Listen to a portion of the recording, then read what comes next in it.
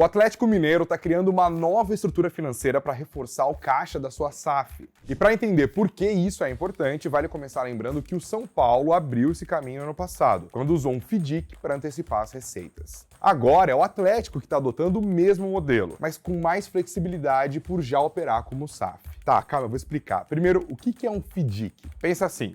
O clube tem dinheiro para receber no futuro, de patrocínio, direitos de transmissão, venda de jogadores, sócio-torcedor. São receitas reais, mas que só vão entrar no caixa ao longo dos meses. Aí o FDIC, esse fundo, pega os recebíveis e coloca tudo dentro de um fundo regulado pela CVM. Os investidores compram cotas desse fundo, pedaços dele, e o dinheiro deles entra no caixa do clube agora. Na prática, então, o Atlético está adiantando uma parte da renda futura com um custo menor do que o empréstimo bancário tradicional. E com uma vantagem, o clube não precisa negociar tudo com um banco só. Ele simplesmente abre para o mercado. Esse FDIC foi estruturado pela Galápagos Capital e prevê captar 90 milhões de reais na primeira emissão. Mas calma, torcedor atleticano, só investidores profissionais podem comprar, ou seja, quem já tem mais de 10 milhões de reais aplicados.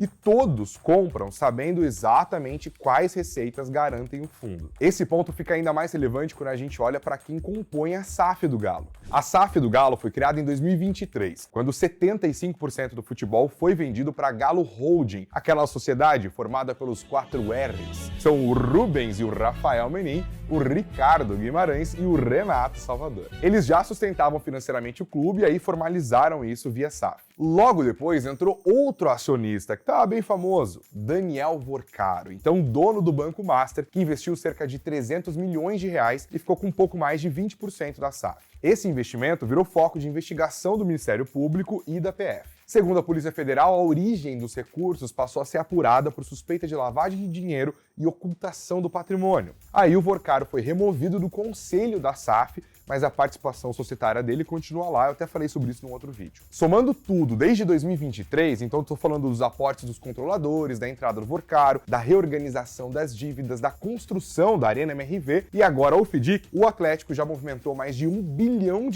na tentativa de estabilizar o futebol dentro de um modelo empresarial. O FDIC entra nesse contexto como uma ferramenta para dar previsibilidade ao caixa, reduzir a dependência de empréstimos e permitir planejamento de médio prazo. Será que agora vai?